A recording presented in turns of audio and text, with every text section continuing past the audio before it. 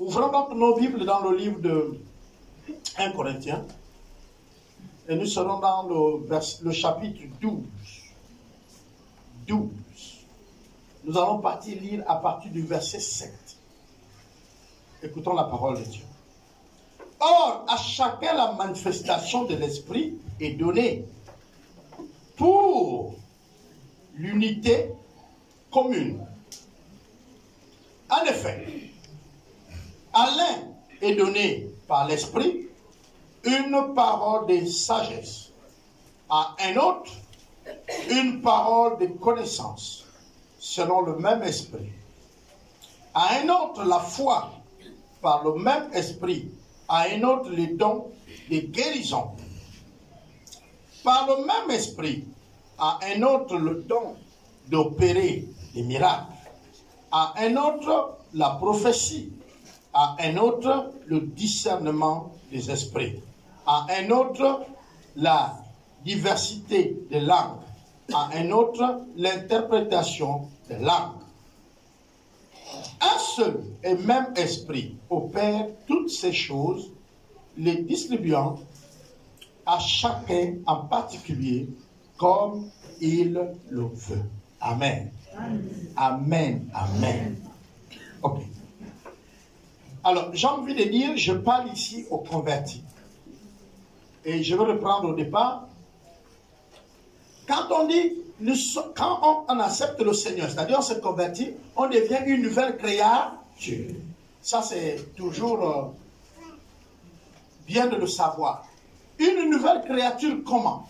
Parce qu'en Jean, chapitre 1, le verset 12 dit, à tous ceux qui ont cru, à tous ceux qui l'ont reçu, elle a donné le pouvoir de devenir quoi? Enfant de Dieu. Ce qui veut dire que ton statut avant ce verset, tu n'étais pas enfant, tu étais une créature de Dieu. Dieu t'a créé, tu existais. Mais maintenant, il faut être enfant. Et si tu crois et que tu acceptes, alors il te donne le statut d'enfant. C'est-à-dire qu'il te fait naître dans sa maison. Et la Bible dit, au chapitre 13, il dit, lesquels ne sont nés ni de la chair, ni du sang, ni de la volonté d'un homme, mais de Dieu lui-même. Alors, nous connaissons tous ici que si quelqu'un a son enfant, ce n'est pas quelqu'un d'autre qui l'a voulu, c'est lui qui l'a voulu. On est d'accord? Et puis lui-même a gardé sa grossesse et a mis l'enfant au monde. Et l'enfant apporte le sang de qui? Femme et homme. On est d'accord? Mais est-ce qu'il porte le sang de votre village? Il n'a pas le sang de votre ville. Hein? Il doit avoir le sang de votre ethnie. Il y a les Obama dans la salle. Il y a aussi les Teke, non? Vos enfants ont le sang Teke. Ou le sang Obama. Ou non, le sang Kota. Oui, surtout ça là. Il y en a. Non, ils ont le sang du père et de la mère. Les blancs, ils ont un autre nom qu'ils appellent ça. Les ADN et tout le reste. Hein? Mais nous, ici, on comprend bien, on dit sang. C'est bon? On est ensemble? Donc, quand toi tu te convertis, c'est quoi la conversion?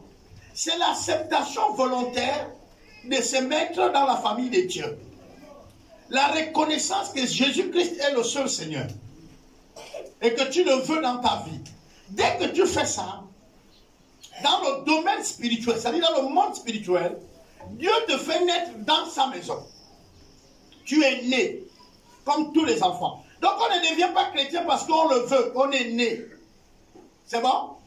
Et quand on est né, on doit maintenant avoir les qualités de la personne, même si ça ne se présente pas maintenant, le même jour qu'on est né, mais il y a ce qui sort le même jour qu'on est né. Ah, c'est bien. Les mamans, voilà, votre fille est en grossesse. Et elle vous dit, maman, accompagne-moi à l'hôpital. Quel genre d'enfant tu veux qu'elle mette au monde là-bas? Non, tu souhaites que ça soit un garçon ou une fille, non? Mais non, on te dit que non, elle vient d'accoucher d'un beau chat. Ah, comment?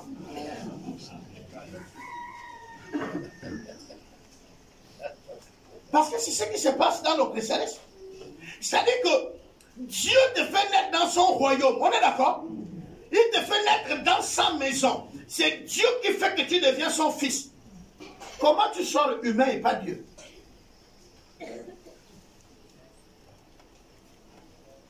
Parce que Dieu va mettre au monde un autre Dieu. On est d'accord? C'est-à-dire même si tu ne réalises pas encore, l'enfant ne réalise rien. Mais il y a déjà des signes sur son corps qui dit qu'il est être humain. On est d'accord? Par exemple, il a quoi? Les yeux. Il a la bouche. Hein? Et puis il pleure aussi. Et non. Et là, ça vous montre que vous avez mis au monde un enfant. On est d'accord? Bon, maintenant, avançons doucement. Un mois. Votre enfant là, il fait il vous inquiète. C'est pareil, non? Seulement 2 mois, 3 mois, voilà 1 an. Il fait toujours et il est toujours assis. Il ne vous inquiète? Vous allez me comprendre. Nous sommes en train d'aller doucement, doucement. Voilà 2 ans, 3 ans. Votre enfant a toujours... il est toujours assis. Il s'assoit bien. Mais le reste, là, il ne fait pas. Vous, la maman ou le papa, vous faites comment? Hein? Vous cherchez des solutions. On est d'accord? Mais les bien-aimés, quelle inquiétude nous affligeons à Dieu qui opère tous les miracles. Après combien d'années dans la maison de Dieu nous restons bébés?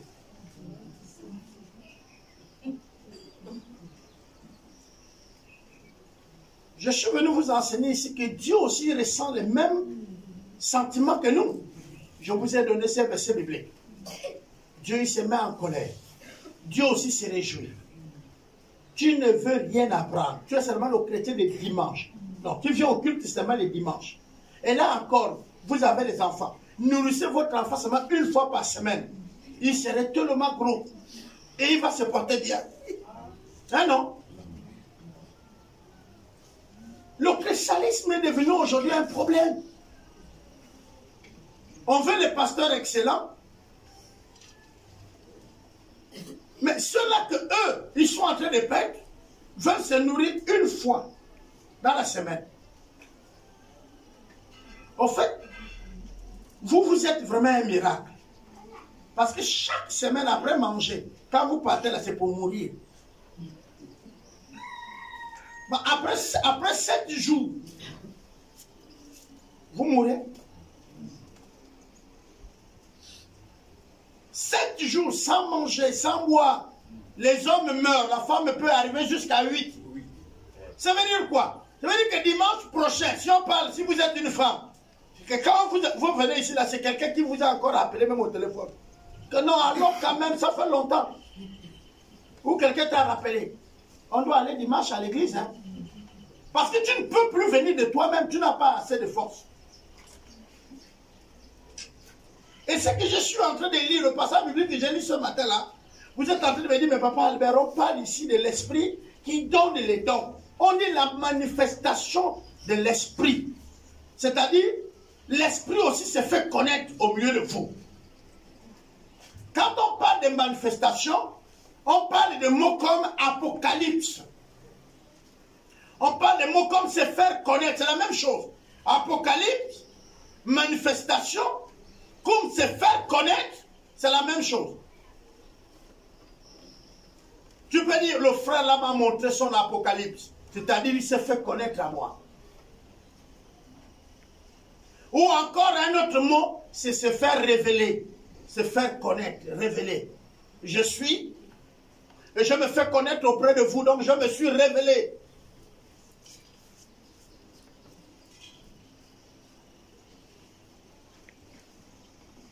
Et ici, j'ai envie de parler au peuple de Dieu. Parce que ce matin, dans la salle, il n'y a que les enfants de Dieu, fils et filles. Une chose extraordinaire. Nous sommes le seul royaume qui ne peut en réalité hériter qu'en devenant fils.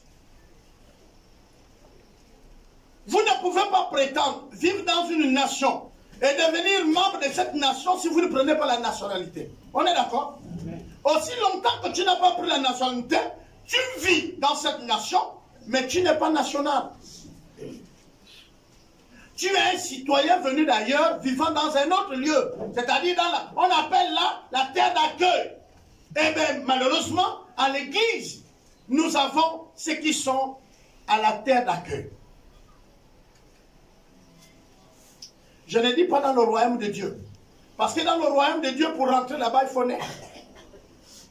Chez Dieu, la sélection est nette. Et quand tu es né, tu as les attributs de Dieu. Parce que nous avons parlé des qualités ici. Nous allons parler des qualités. Toi seul, tu ne peux pas avoir tout ça. Tu ne peux pas avoir tous les dons. Tu as quelques dons, les autres les ont. Ce qui fait de vous un corps. Et ces dons doivent se manifester. Ces dons doivent se faire connaître. Tu ne peux pas dire que tu as accepté le Seigneur, tu as un don que Dieu t'a donné, et tu gardes ces dons. Ou encore tu ignores le don. Non, il y a un problème. Comment tu es chrétien sans manifester ta chrétienté? Ça n'existe pas.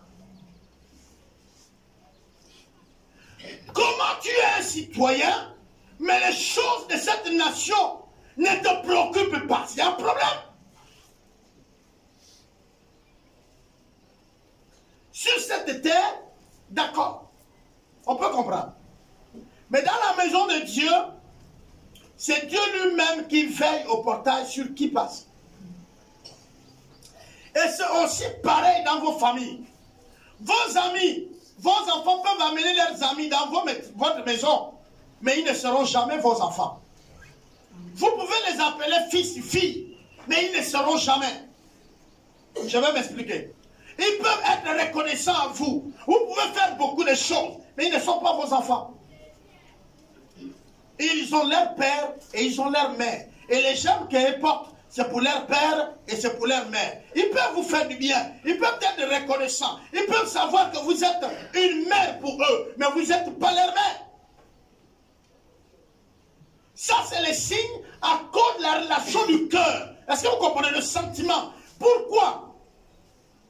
Parce que tout simplement, quand les véritables problèmes vont surgir, vous verrez la mère. Quand les vrais problèmes vont s'élever, vous verrez le père. Gardez l'enfant de quelqu'un le jour qu'il va se marier. Même vous-même, vous allez dire à cet enfant, papa, je t'ai gardé. Je suis prêt à t'accompagner. Mais il faut que ton père et ta mère soient là. On est d'accord, non? Même si c'est l'enfant de ta soeur ou ton frère, tu vas vouloir que ceux qui l'ont mis au monde décident. Il y a des décisions que toi qui gardes, tu ne peux pas prendre. On est d'accord? Et Dieu dit, il ne châtie pas. Et il ne le fera jamais, ceux qui ne sont pas en lui. Si tu es dans l'église, tu continues à vivre dans le péché, et que rien ne t'arrive, même si tu es arrivé jusqu'à être pasteur, tu t'es présenté à nous, Dieu t'appelle. Nous, on a prié pour toi. On t'a ointu, tu es désormais pasteur. Et tu vis dans le péché, et rien ne t'arrive. Frère, tu n'as jamais traversé la conversion. Dieu ne frappe pas celui qui n'est pas son enfant. Vous tous, vous êtes ici, quelle que soit la discipline que vous avez. Qui allait taper l'enfant de son voisin avec son bâton? Parce que l'enfant est énerve et fait les choses mauvaises. Qui a déjà fait ça? Ou tu es chez toi, tu vois l'enfant de quelqu'un dans le quartier. L'enfant a l'habitude de venir veiller chez toi avec tes enfants. Et puis un bon matin, il fait toujours les choses qui sont mauvaises. Et tu coupes la chicotte, tu dis, comme je le vois toujours, il traîne avec mes enfants, je m'en vais le bastonner. Vous avez déjà fait ça? Et donc c'est Dieu qui va le faire. Si tu es là ce matin, tu vois que tu n'es pas touché. Mon frère, il faut te repentir. Tu n'es pas encore l'enfant de Dieu. Il faut le devenir. C'est pourquoi il ne te touche pas. Tu es allongé dans le péché, il ne te touche pas. Parce que Dieu ne touche pas ce qui n'est pas à lui. L'objectif que Dieu châtie, c'est pour te ramener à l'ordre. Est-ce que vous comprenez? Vous punissez vos enfants pourquoi? Pour les ramener à l'ordre.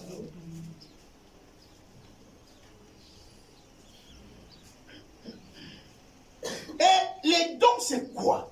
Les dons. On dit que ce sont des qualités surnaturelles que Dieu donne pour le servir. En un mot, tu ne peux pas servir Dieu sans un don.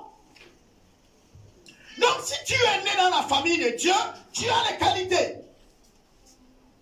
Et ces qualités se sont attribuées par Dieu. De manière naturelle pour le servir. Et nous avons vu ces qualités, les dons. On dit c'est l'esprit, donc le Saint-Esprit. Il fait quoi? Or, à chacun la manifestation de l'esprit est donnée pour l'utilité commune. Donc, nous sommes nombreux, Dieu va donner les dons. Mais à chacun. Mais ces dons-là, quand ils te donnent, tu n'es pas propriétaire. Elles vont servir pour toute la communauté. Pourquoi alors, quand vous avez les dons, vous les vendez? Oh, on ne voit pas l'homme de Dieu les mains vides. Tu as eu le don là comment? Tu as payé quoi pour l'avoir? Et c'est quoi les mains vides? Et il dit, mais les offrandes qu'on donne. Vous savez, moi, je suis d'accord avec vous. Il y a même certains qui vont à l'extrême. Il y a quelqu'un qui m'a dit, lui ne va plus donner les dons, les dîmes et les offrandes. Il est d'une autre église. Hein. Il dit, moi, les dîmes et les offrandes, je ne vais plus donner parce que dans l'Ancien Testament, c'était dans l'Ancien Testament. Le Nouveau Testament parle de l'offrande. Je lui ai dit, mon frère, va vite donner ta dîme et l'offrande. Je vais vous expliquer. J'ai ouvert la parenthèse là à ceux qui étaient au cours, aux leaders. Dans l'Ancien Testament, vous avez entendu parler d'Ananias et Saphira? Ok. C'est dans le Nouveau Testament, non? Vous savez ce qui a causé la mort de Saphira et Ananias? C'était quoi? Hein? Oh. Ok. Maintenant, je vais vous poser la question. Ananias et Saphira d'abord avaient quel accord avec Dieu? Pour qu'ils nous honorent. Ils n'avaient pas d'accord avec Dieu. Ils n'avaient pas. Ils n'avaient pas une promesse qu'ils ont faite à Dieu. C'est parce que dans le Nouveau Testament, quand on parle de la dîme et l'offrande, quand on parle du donner, c'est plus que la dîme et l'offrande. Dans le Nouveau Testament, vous qui travaillez là, quand vous gagnez votre argent, vous ne l'utilisez pas, vous amenez là-bas sur ma table. Je prends ce que l'église a besoin, je vous donne ce que vous avez besoin. Regardez bien. On dit les disciples vendaient tout ce qu'ils avaient et ils apportaient l'argent où? L'église. Et l'argent était partagé selon les besoins de chacun. Et il n'y avait pas des indigents parmi eux. Ça veut dire quoi? Toi, tu es célibataire. Ton argent, quand on va le partager, on va donner le marié qui est dans l'église plus que toi-même le célibataire. Oui, pour répondre à leurs besoins. C'est que les besoins doivent être comblés. Donc, donnez vos dîmes, le frère, et puis la chose reste comme ça. N'allez pas chercher. Ananias et Saphira ont vendu leur champ. C'était leur propre champ. Ok? Et ils pouvaient dire, Pierre, nous avons vendu le champ. On vous a amené ici la moitié, nous on a gardé la moitié parce qu'on a besoin. Mais ils n'ont pas dit ça. Ils ont dit, voilà l'argent du champ. Et puis Pierre a posé la question, c'est tout ce que vous avez après vendu? Ils ont dit oui.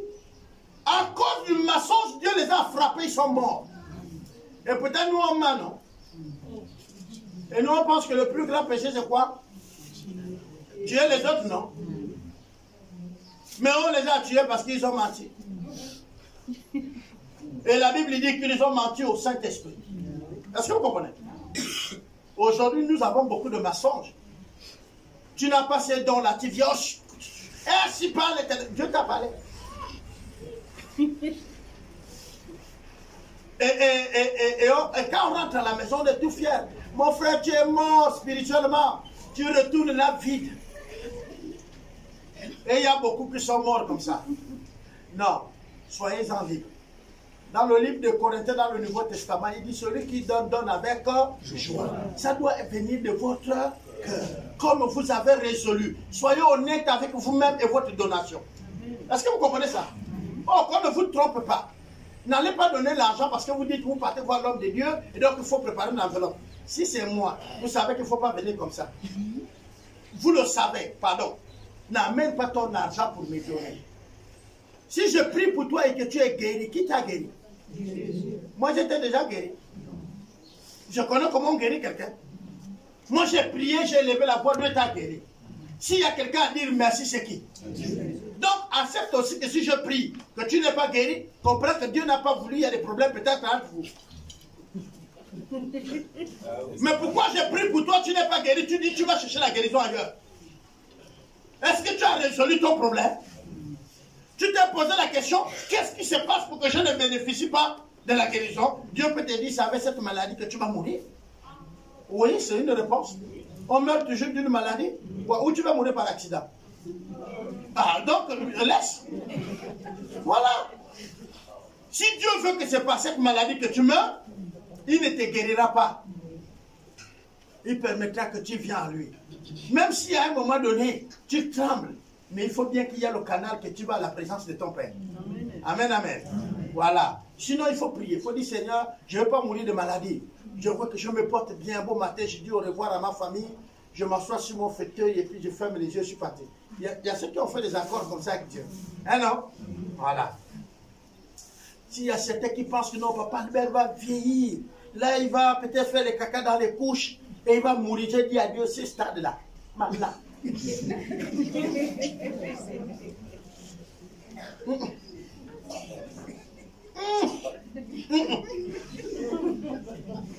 Ça, c'est le jour où même je suis assis en train de manger comme ça.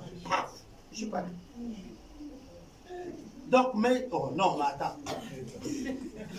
Vous-même, vous ne voyez pas que quand vous venez me voir, oh, le parent est gravement malade et tout, ma prière, c'est toujours Seigneur, où tu l'amènes, où tu la guéris. Il n'y a pas de raison que la personne saute. Non, amène là où tu la guéris. C'est deux choses.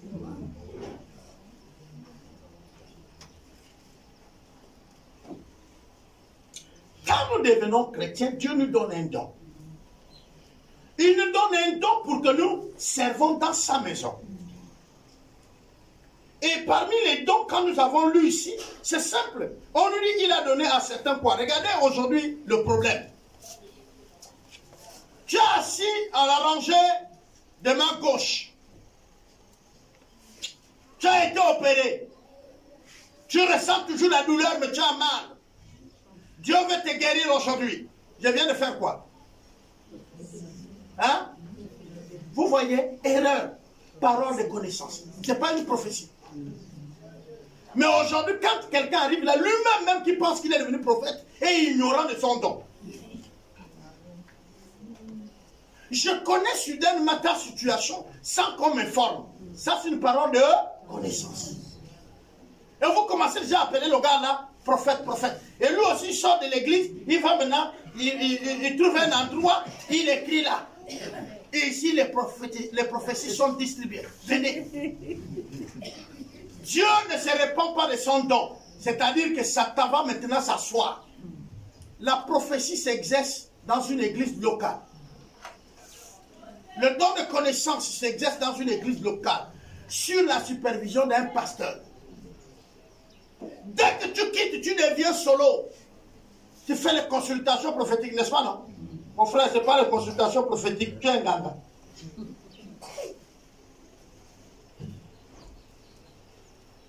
Je suis suivi sur YouTube, certains peuvent dire, qu'est-ce qu'il dit? Si c'est faux, il y a mon téléphone. Sur le net, il y a mon téléphone qui m'appelle pour me prouver le contraire.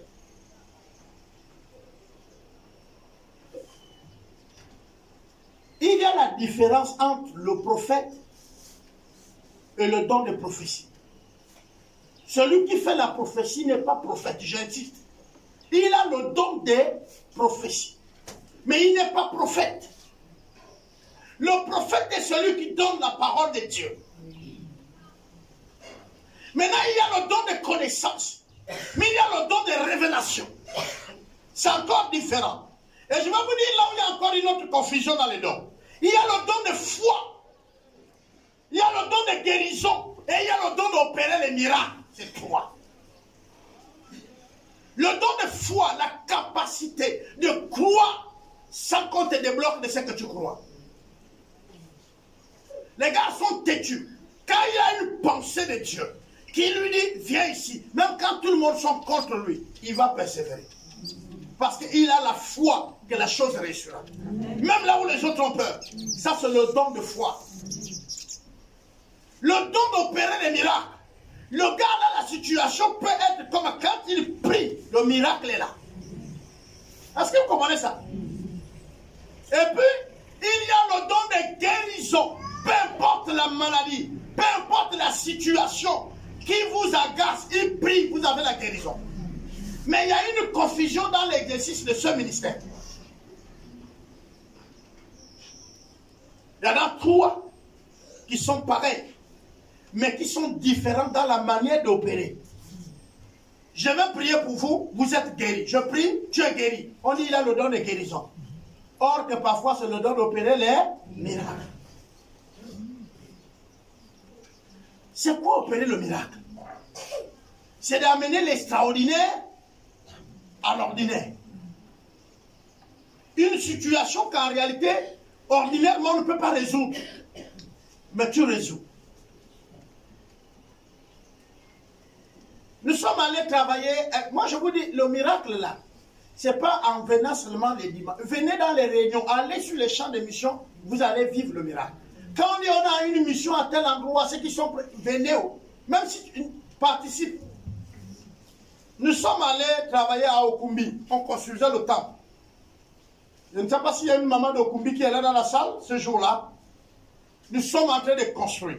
Le ciel change. Nous avons déjà tourné le ciment.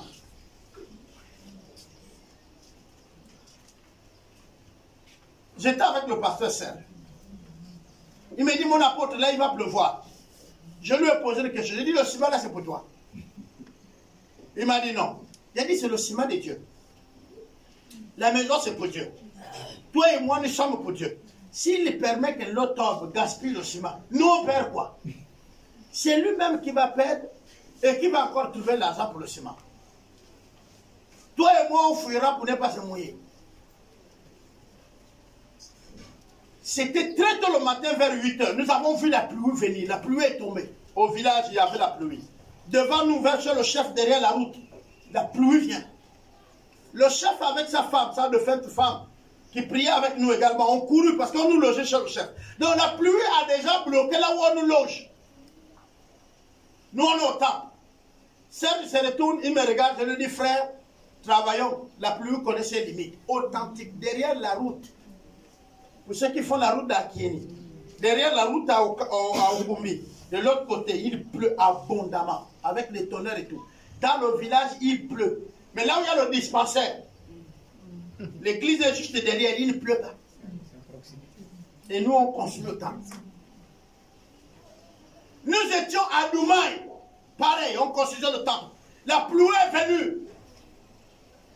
J'ai regardé les frères qui étaient là. Inspirés de manière instantanément. J'ai dit à tout le monde qui sont en train de travailler avec les jeunes, les femmes, les hommes. J'ai dit, attrapons-nous par la main. Il est écrit, ce que vous demanderez, d'un même accord vous serez donné. Nous nous sommes attrapés, on a prié. La pluie n'est pas tombée au temple de Doumaï, mais il a plu partout, dans le département. Je connais ce que je vous dis.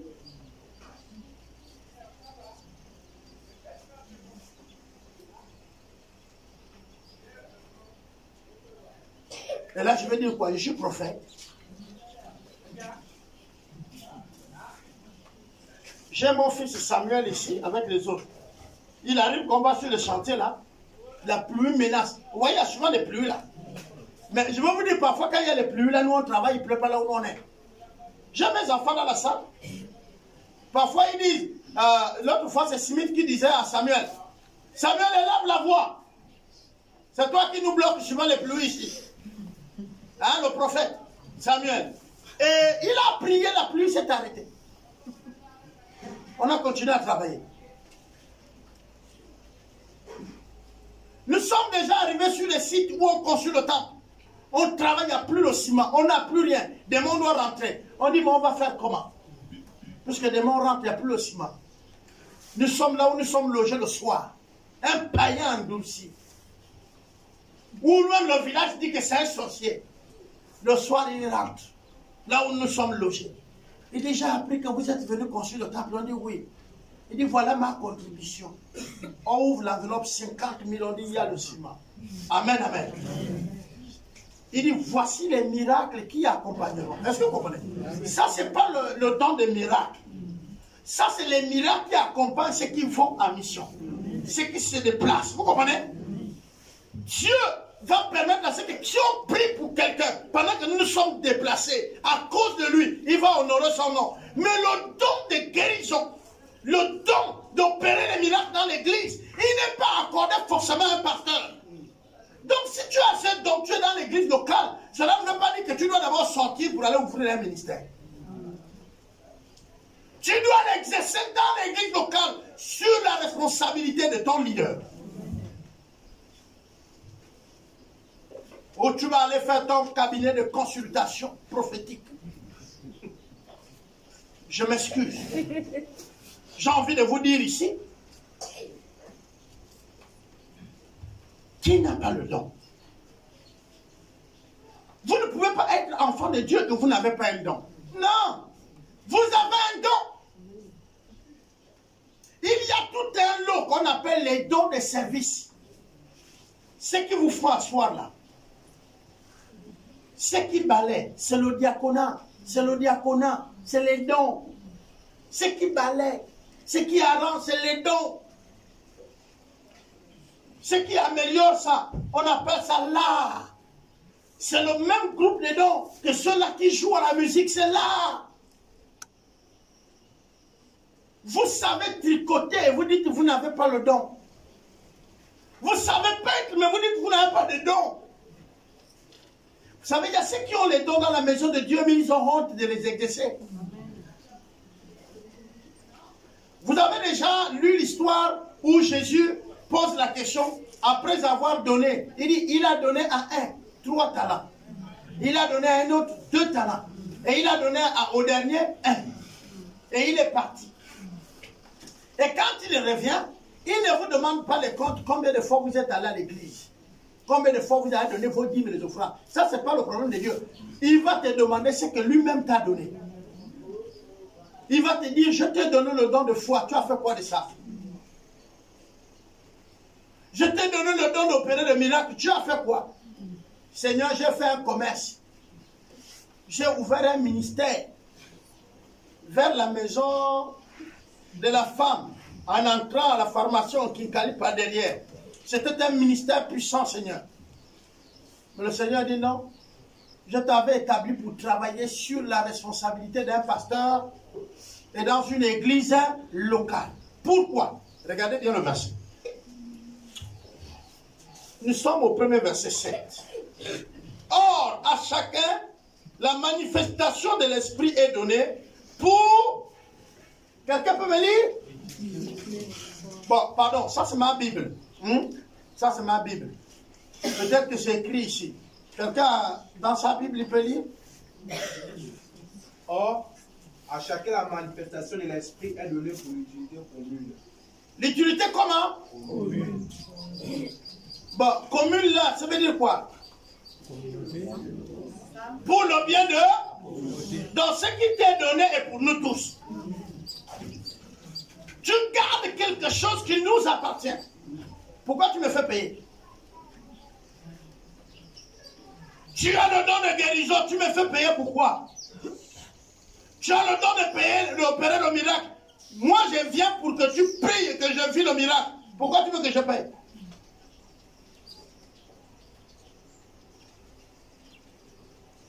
Et il cite, il dit, en effet, à l'un est donné par l'Esprit une parole de sagesse. Donc la sagesse est un don. On est d'accord? Il y a les gens, il faut les écouter quand ils parlent. Tu as une situation, tu parles. Papa, lui, il te dit non, fais un peu comme ça, fais un peu comme ça. C'est le don de sagesse. On n'a pas le don là, quand on est vieux, pour dire il est vieux, il est déjà sage. Non, c'est un don. Dieu peut le donner à un jeune. Dieu est libre de le donner à une femme ou à un homme. Tu n'as pas le monopole de ce don. Dieu le donne à qui il veut, quand il veut, où il veut. Est-ce que dans l'église, tu sais que tu as ces dons-là? Comment tu vas faire pour connaître que tu as le don? il faut que tu restes avec les autres. Et quand eux ils soumettent les problèmes, il faut que tu aies le droit aussi de donner ton conseil. C'est les autres qui vont voir qu'à chaque fois qu'il faut ce que tu leur dis, ça marche. Et ils vont commencer à parler pour que tu te rends compte qu'on dirait que j'ai quelque chose. Est-ce que vous comprenez? Mais toi, tu veux vivre solitaire. Les réunions, tu ne viens pas. Les problèmes de l'église, même tu dis ça, c'est pour leur église. Mais tu as un don qui appartient à cette église. Il faut venir nous remettre ça. Tu ne dois. Quand tu t'enjoutes dans une communauté, tu fais partie de cette communauté. Après que Dieu t'a fait naître, et Dieu va permettre que le don qu'il te donne serve à cette communauté. Je ne sais pas si vous comprenez. Maintenant, toi, tu n'exerces pas le don là. La communauté là a un manquement. De quoi? De ce don qui est avec toi et tu ne l'exerces pas. À chaque fois, on va dire, oh là-bas, quand on a des problèmes, vraiment parfois on ne sait pas comment faire. Il n'y a pas des hommes sages. Pendant que Dieu vous regarde, et c'est toi, la jeune fille, c'est toi, la jeune dame, c'est toi le frère, c'est toi la soeur, c'est toi maman, que Dieu a donné le don de connaissance, le don de sagesse. Et tu ne l'exerces pas. Et on dit qu'à l'église là-bas, il n'y a pas de sages. Pendant que tu t'assois tous les jours, il se peut que toi-même tu demandes même les conseils, pendant que la sagesse est en toi. Tu oublies que tu es sage. La plupart n'osent même pas discuter. Je vais vous dire une chose. Je suis pasteur, je n'ai pas tous les dons. Mais tout le monde regarde l'église comme si tout dépend d'un pasteur, non? Erreur. Le pastorat, déjà, c'est mon don. Peindre le troupeau. Vous avez déjà vu les bergers? Peu sont des bergers qui sont vétérinaires. Mais le berger a besoin de faire venir un vétérinaire quand ses bêtes sont malades.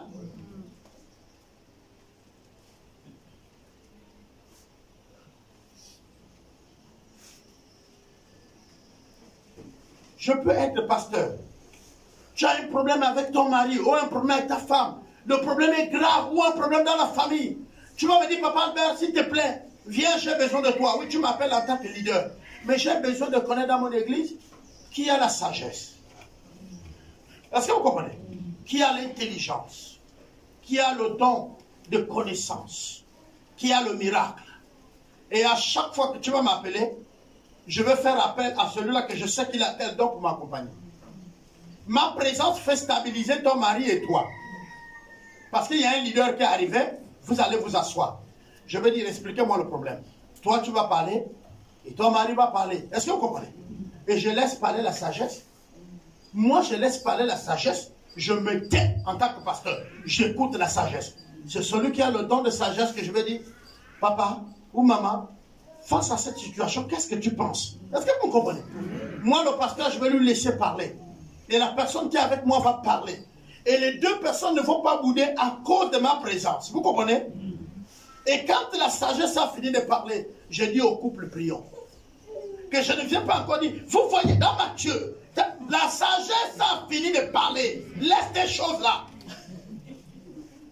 Parce que toi, le pasteur, tu veux épater les gens. On a construit tout un mythe autour du pasteur. Il faut le casser. Le pasteur ne sait pas tout. Il ne connaît pas tout. Il ne fait pas tout. Il ne voit pas tout. C'est Dieu qui fait tout, qui connaît tout, qui voit tout, qui est partout. Qu'est-ce qui se passe avec nos vies chrétiennes? Bon, vous trouvez un pasteur, on vous dit non, le pasteur Albert a péché. Vous vous lamentez. Qui vous a dit qu'il ne pêche pas? Oh, il a mal parlé à un frère. Mon pasteur a mal parlé. Mais le pasteur aussi se fâche. Et en tant qu'être humain, quand on se fâche, on perd les facultés. Et là, on déraille. Vous avez déjà assisté comme un train déraille. Yeah. Demandez à maman Alice et moi. Nous étions à la Lopé. Deux trains ont fait collision. Le train marchandise et le train grumier. Nous étions là. On habitait en face de la gare. C'était pas beau à voir. La colère vous déraille. Les mots, il n'y a plus. Il y a ceux-là, quand ils sont bien fâchés, il n'y a même plus les mots. Ah non. Donc, il reconnaissait que quand on est en colère, on peut dérailler, n'est-ce pas, non? Oui. Donc, vous, les fidèles, vous pouvez pécher. Vous venez confesser. Papa, vraiment, soutiens-moi. Je me suis mal comporté, je prie pour toi. Maintenant, quand tu apprends que j'ai péché, tu es scandalisé. Hein, non? Pourquoi? Nous, on n'est pas humains. Hein? Nous sommes les humains comme vous. Et je vous ai toujours dit qu'à Potence ici, moi, je suis le premier qui pêche avant vous. Moi. Je suis un pécheur. Seulement, j'ai le savon. J'ai Jésus qui enlève le péché. Alléluia. Si Jésus n'enlevait pas le péché, moi, je serais fini depuis. Et je vous conseille le même Jésus-là. Quand tu pêches, dis Seigneur, pardonne-moi. Regardez. Tous les jours, vous faites tout pour être propre, non? Mais le soir, vous faites comment? À midi, vous faites comment? Le matin, vous faites comment? Tu pars même dormir le matin avant de sortir. Tu te laves, non? Tu t'es salé à quel moment? Tu dormais, non? Donc, vous comprenez? Vous avez besoin de savon, non? Et l'eau, non? À tout moment, non? Vous avez besoin donc de confesser vos péchés. À tout moment. On est d'accord? Et donc, le Seigneur ne va pas se fatiguer de vous pardonner. Lui-même, il a dit, en fait, il ne fait même plus rien. Il a dit vos péchés, quoi? Sans pardonner. Passé, présent et futur, sans pardonner.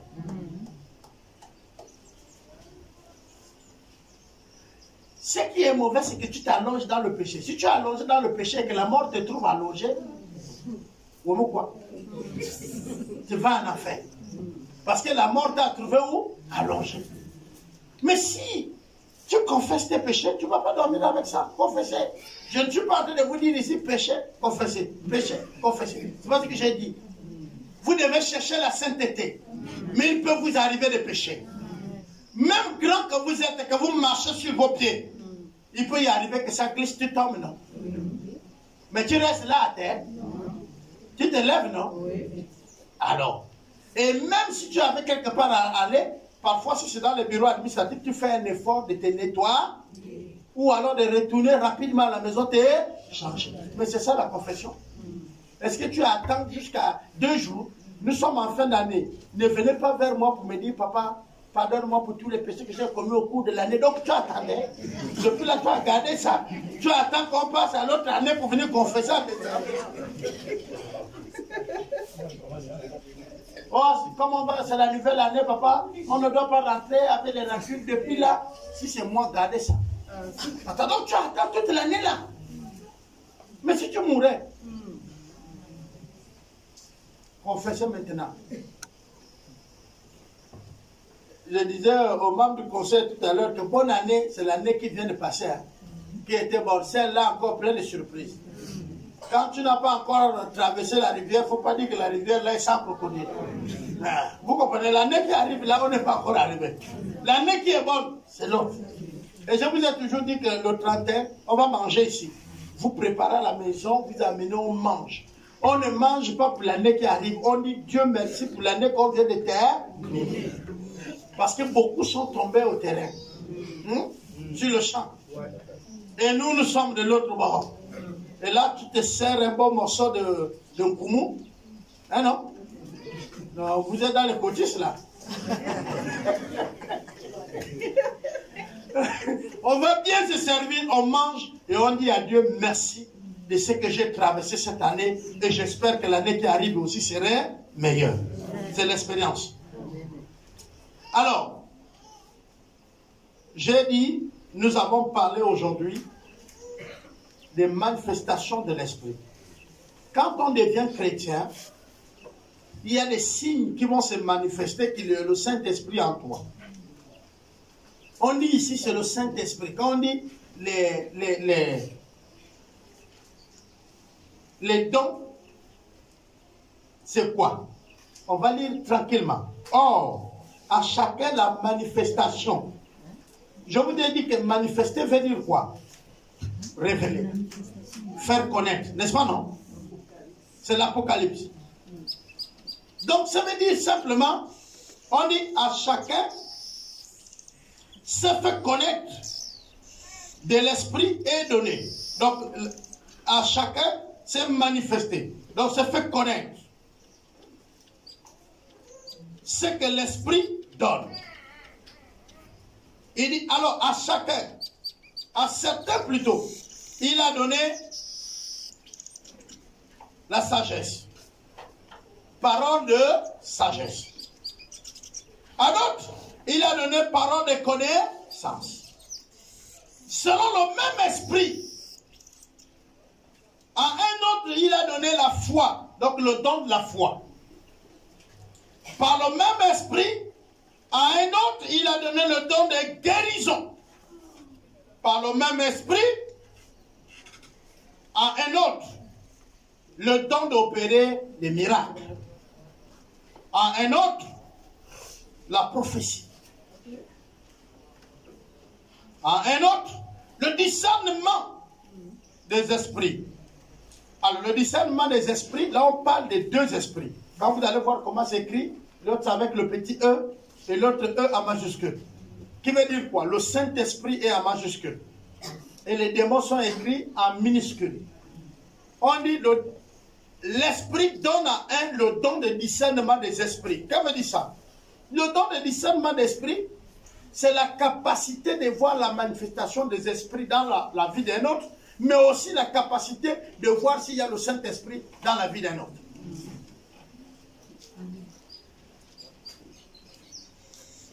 Dans une situation, quelqu'un peut regarder et dire, ça c'est les démons qui les poussent à faire ça. Mais c'est un don que Dieu lui a donné.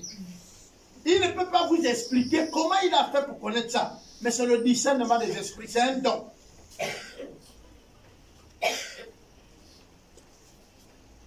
Donc, l'un des signes de l'esprit, quand nous acceptons Dieu et que le Saint-Esprit vient en nous, il nous qualifie pour la maison de Dieu. C'est-à-dire, il nous qualifie pour la communauté, pour le corps de Christ.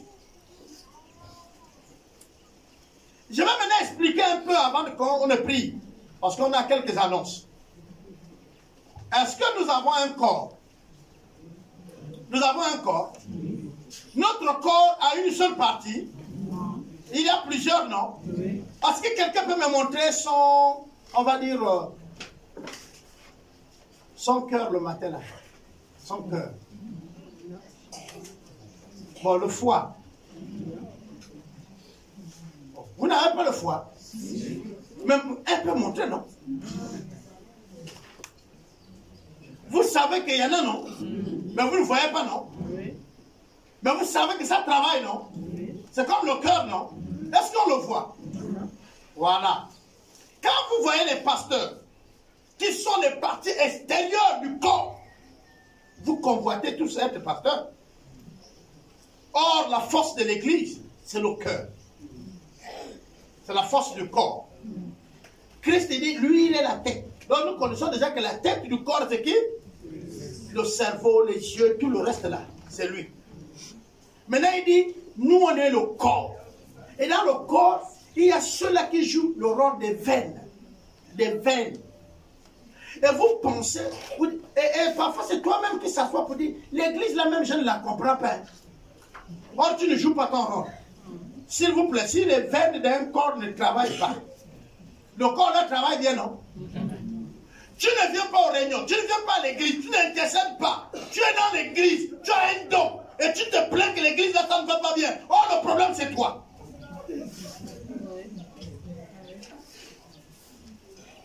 Tu as le cœur de l'église. Tu as le poumon de l'église. Vous savez ce que le cœur fait? Il pompe le sang. Pour que ça fonctionne, n'est-ce pas? L'église là peut avoir besoin d'argent. Mais Dieu a rendu un d'entre vous, ou deux, ou trois, ou certains d'entre vous riches pour soutenir l'œuvre. Mais vous ne donnez pas. Mais vous dites là-bas aussi des choses. La décoration n'est même pas. Or, c'est toi qui dois pomper.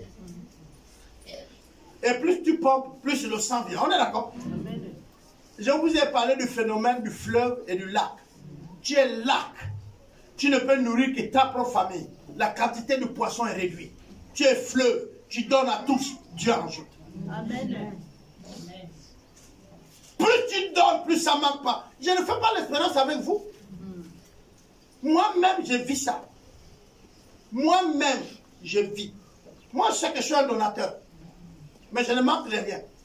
Mais il arrive le matin où ma femme et moi se regardent. Elle me dit, bon, là où tu pars là, si tu as quelque chose, paie le manioc. Je dis, Dieu pourvoira. Quand je reviens, elle a préparé le manioc comment. Mais nous, on est deux. On n'a jamais préparé pour deux. Nous, on prépare toujours pour beaucoup de gens. Parce qu'il y a beaucoup de gens qui viennent à la maison. Quelqu'un m'a appelé pour lui louer un véhicule. J'ai loué un véhicule cette semaine. La personne est venue pour un mariage. Il y a eu un mariage dans la ville hier. C'est un frère. J'ai fait tous les navettes. Il a eu le mariage. Il est venu pour ça. Et tout à l'heure, il va prendre l'avion pour repartir à Libreville. Nous ne sommes pas vus. Mais pourtant, j'ai fait toutes les démarches pour les voitures. Mais lui et moi, on ne s'est pas vus. S'il arrivait là ce matin, je ne peux pas vous présenter que c'est celui-là. Il m'a appelé au téléphone parce qu'il a eu mon numéro par un autre frère. Et j'ai fait ce qu'on avait besoin de faire. Il a eu son véhicule, il a loué, il a tourné hier. Il va le restituer aujourd'hui et il remonte sur Libreville. Il est venu de Douala, au Cameroun.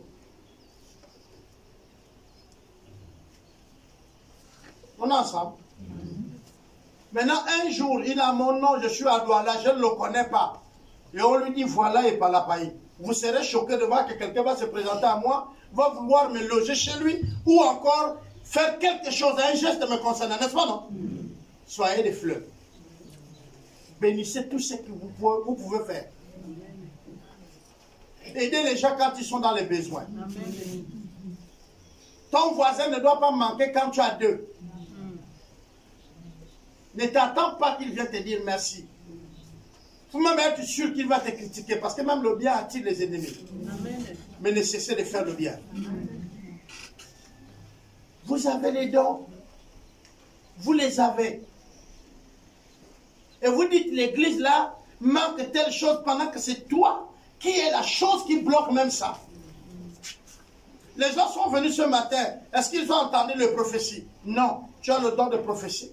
À chaque fois que tu es là, Dieu te révèle quelque chose de quelqu'un, mais tu dis, oh, le problème d'autrui. Seigneur, pas moi. Hein, non? Est-ce que vous me saisissez? Et puis tu dis, l'église là ne prophétise pas. En fait, ce n'est pas moi qu'on critique. À chaque fois que vous allez vous plaindre pour quelque chose, c'est celui qui a le don là, vous critiquez. Moi, je connais mon don et je fais ça. Je suis apôtre, appelé à prêcher l'évangile, amener à la conversion, formé pour que les gens grandissent. Vous comprenez?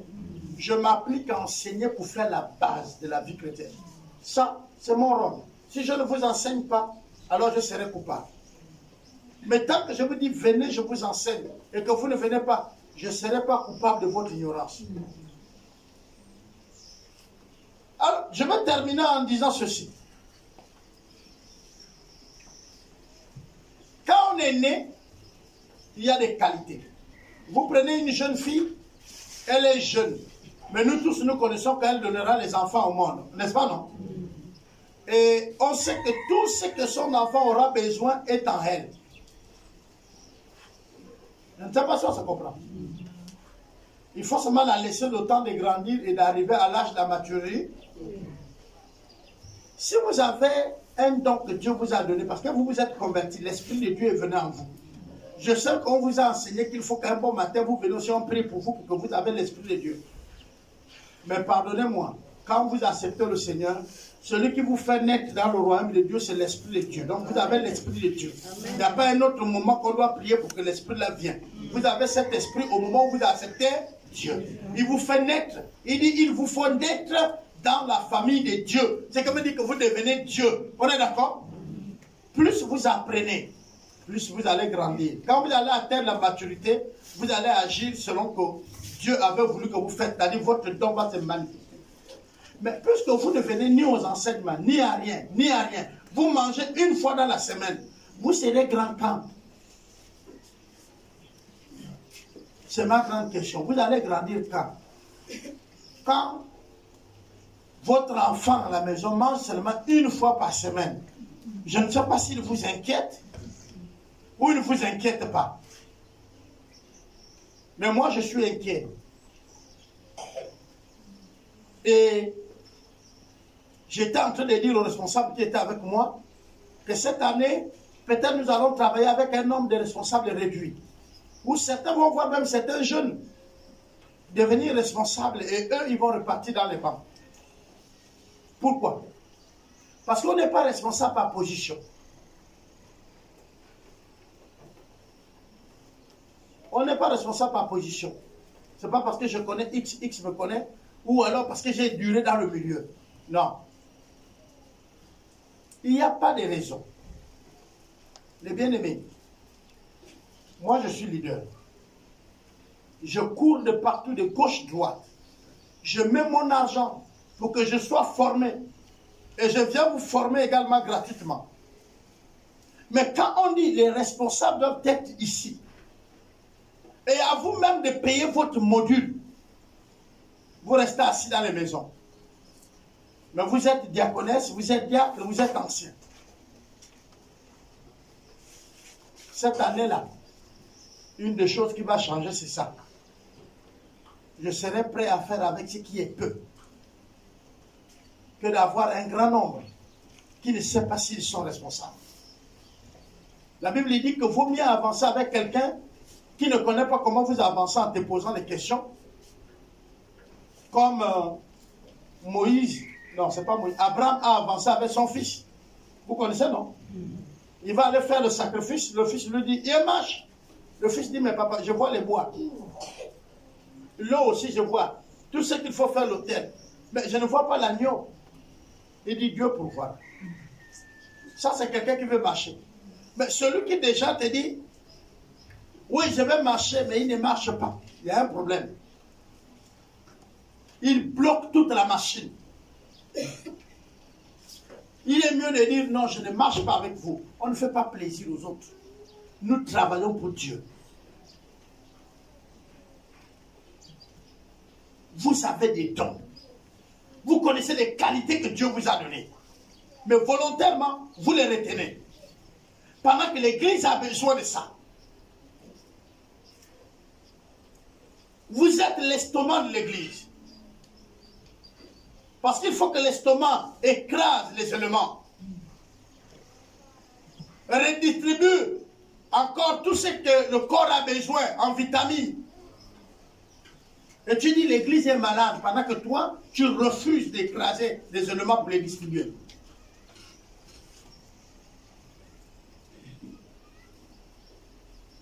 Peut-être tu as envie de prêcher. Dis-nous. J'ai dit même aux femmes, hein, parce que les femmes aujourd'hui, maintenant, vous suivez la télé, non? Hein? Les femmes aujourd'hui veulent maintenant prêcher. L'égalité est déjà dans l'église aussi.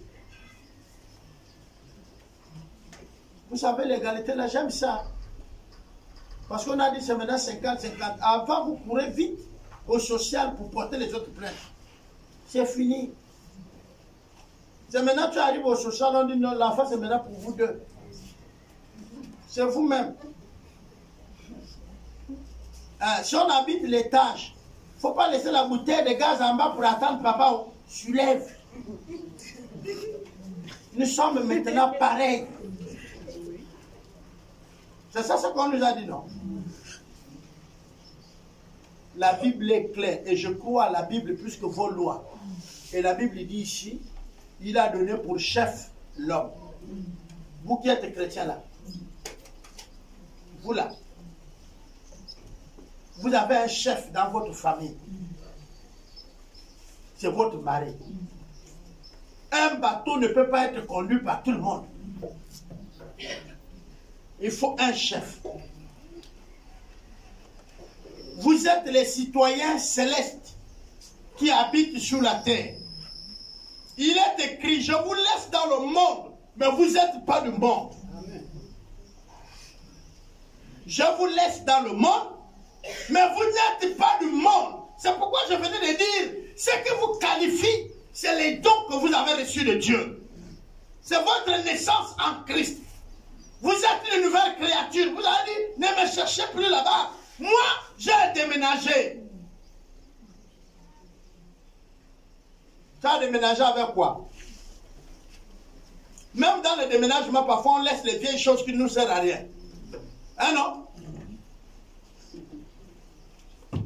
Je vais revenir pour nous enseigner sur la pauvreté prochainement. Le pauvre est celui qui accumule les biens. Dans vos maisons, les placards sont saturés des habits, vous n'arrivez plus à fermer. Vous êtes pauvre. Le pauvre ne veut pas partager. Vos cuisines sont pleines de marmites, que vous savez. Et là encore, le net va mener les marmites, et vous êtes dans les tontines là. Hein? Les tontines de vêtements, les tontines de marmites. Mais il y a les marmites que tu as achetées depuis le mois passé, on ne prépare pas dedans. Tu es pauvre. Allez-y dans les maisons des riches. Parfois, ils ont 3 à 4 marmites seulement. Tu as besoin de toutes ces marmites là, pourquoi? Toutes ces assiettes même que personne ne mange dedans. Vous avez mis ça, une couronne de marmites dans les bains vitrés, vous avez déposé là. Qui ne touche jamais, ça ne touche jamais le feu. Pour faire quoi? Ça attend quoi? Votre anniversaire? Prenez ça préparé. Si vous ne savez pas, vous avez juste changé la forme de nos vieilles mamans. Tu la donnes de l'argent, elle attache. Elle attache. Et non? Et quand elle meurt, vous venez au village, vous retrouvez l'argent là. Vos assiettes, nous, on va les avoir. Utilisez, sinon, ceux qui vont rester, qui n'ont même pas souffert pour la tontine, là, il faut utiliser. Bon. Vous avez les dons, s'il vous plaît. Et ces dons-là, c'est pour que vous utilisez. Vous n'êtes pas chrétien sans dons. Si vous n'avez pas les dons, alors vous n'avez pas encore été né dans la maison de Dieu. Amen, amen. Amen. Et dans ce cas-là, s'il te plaît, ne pars pas. Viens nous voir tout de suite. On va prier avec toi. Tu vas naître dans la famille de Dieu et tu auras un don. Désormais, tu pourras servir Dieu. Tu me poses encore la question, qu'est-ce que je peux faire dans la maison de Dieu? Ah, si tu es encore là, viens nous trouver. Ne fuis pas. Viens nous trouver. On va prier avec toi. On va peut-être prendre encore le temps de t'expliquer. Que Dieu vous bénisse. Amen, amen. Amen. Les bien-aimés en Christ, mes frères, mes soeurs. Moi, je suis dans ma fonction. Vous, vous avez la vôtre. Et Dieu nous demandera les comptes par rapport à notre rôle et notre responsabilité. Il ne dira pas que tu priais à Potos. Il dira, je t'ai donné tel don. Parfois, vous faites les guerres des congrégations. Je suis de telle église, elle est la meilleure. Il n'y a pas de problème. Ton église est la meilleure. Toi-même, tu fais quoi pour qu'elle soit meilleure? Tu veux une église meilleure? Alors manifeste ton don. Exerce ton don. Parce que Dieu a donné un don. Le don est la qualité que tu as. Il y a le talent et le don. Si on avait du temps, peut-être de faire un séminaire pour revenir enseigner sur la différence du talent et le don. Rendons grâce.